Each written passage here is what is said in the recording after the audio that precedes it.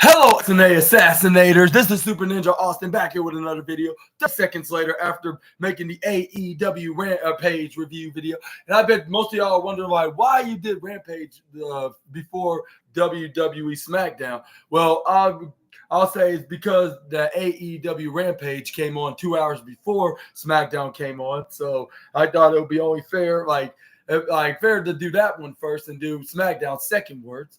Like normally you would see me doing it the other way around because normally AEW Rampage come on like right after SmackDown goes off the air. But yeah, for now we're gonna do it right here. How we're gonna do it. And man, I was thinking to myself, like, it's so great to be a wrestling fan right now. Too bad I'm not gonna be in attendance for neither AEW Double or Nothing or WWE King and Queen of the Ring, especially King and Queen of the Ring, because even if I wanted to, I had to worry about getting like past my passport and other things in order to leave the country to watch this in the Middle East.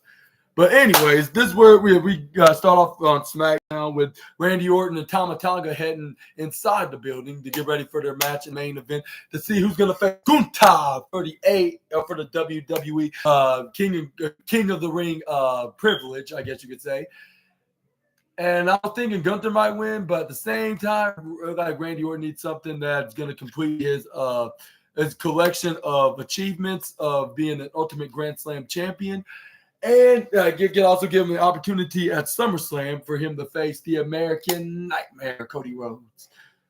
But I think he would probably face him at the biggest part of the summer, regardless. And my thing is whether if he wins this or not, I think he's probably going to get a shot at Cody Rhodes anyways. So this is a have to for the Ring General.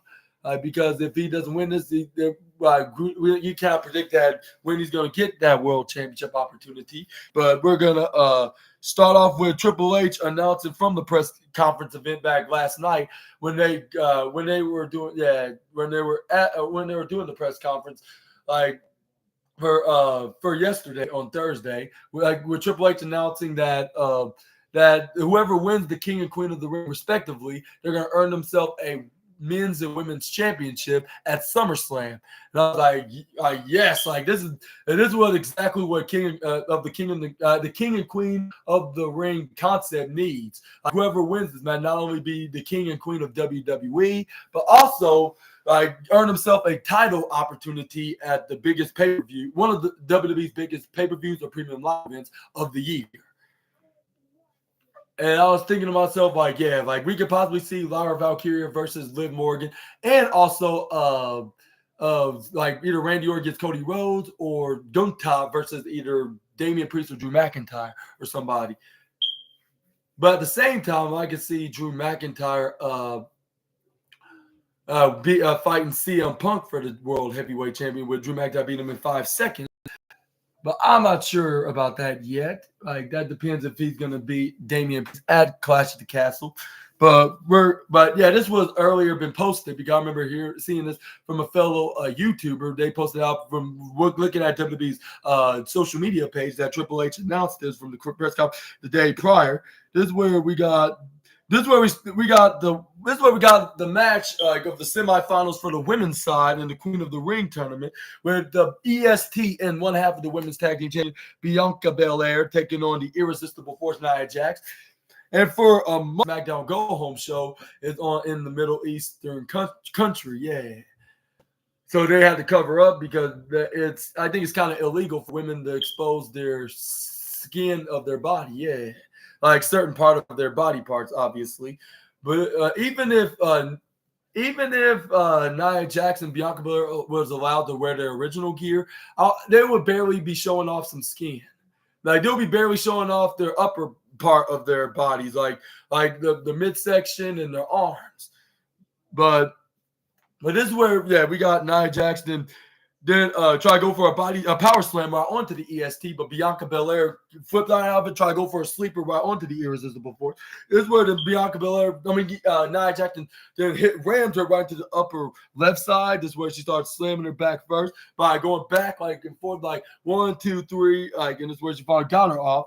This is where the Nia Jackson turned around. This is where she picks up the EST, but this is where the EST flipped right up, like doing a handstand flip. This is where he went. She went right onto the bottom right side. This is where Nia Jackson tried to charge at her.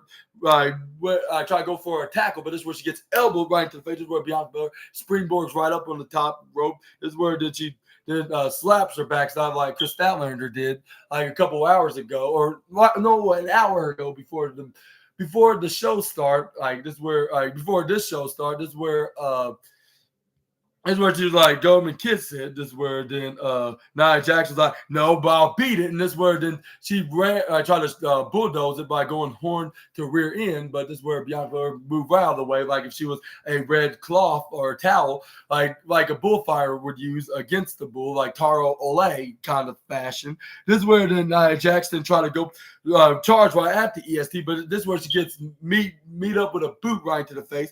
This is where the Bianca Belair tried to go for a drop kick, but this is where it barely bounced. She bounced right up to the right corner side. This is where she tried to go for a clothesline right onto the Bianca, but Bianca ducks, runs right to the right side, trying to go for a big clothesline, landing her right into the bottom left corner. This is where then Bianca Belair to try to go for a shoulder tackle, this time like going to the bottom, but this is where she ran right into the bottom right corner turnbuckle. This is where then she goes for a shoulder right into the midsection of Nia Jax. This is where Bianca Belair then right up in the air. She's like, yeah, I'm doing it for everybody. This is where she started hitting right hand right into the face of the Irresistible Force. But this is where Bianca Belair gets tossed right into the right corner side of the apron. This is where Bianca Belair ducks from a clothesline, but this is where Bianca Belair grabs onto Nia Jax, hits her face first right onto the turnbuckle. This is where she did it once again, like she was Britney Spears with a long ponytail hair.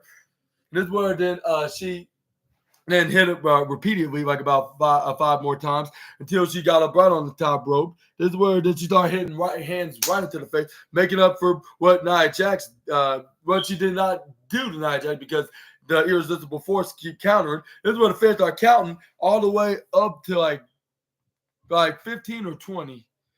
I think she was trying to go to 20, but she was like around 17 or 18. But this is where Nia Jax then counter hit her right hand right back at her about a few times until grabbing onto her ponytail.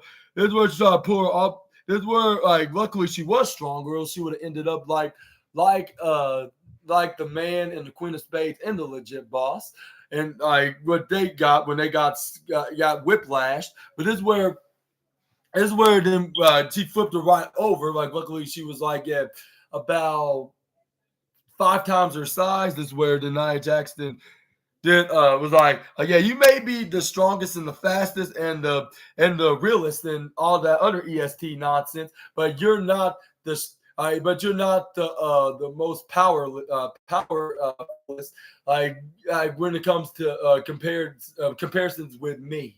And then this is where she tried to spear Bianca Belair, but she shouldn't have been overconfident because she went right through the in of the ring post when Bianca Belair went leap dodging right over Nia Jax. This is where she fell right onto the apron. This is where Nia Jax my shoulder. And then this is where then the EST they go for a crossbody right onto Nia Jax. She went high risk. This is where Bianca's like, let's go. Yeah.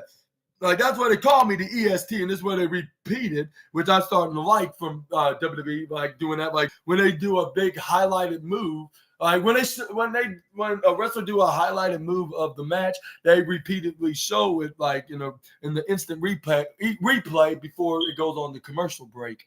That's what I like about this new era of WWE with this new production on Raw and SmackDown. Maybe it was a blessing in disguise for Kevin Dunn leaving because most of the people in WWE did not like the guy and the quality that they do with the graphics on the screen and the Titantron in WWE. But now we got some better quality in WWE from that side of things. This is where we got Bianca Belair got Nia Jax back in the ring. This is where then we got Bianca Belair, I believe, trying to go for one of her signature moves, but this is where she gets leveled right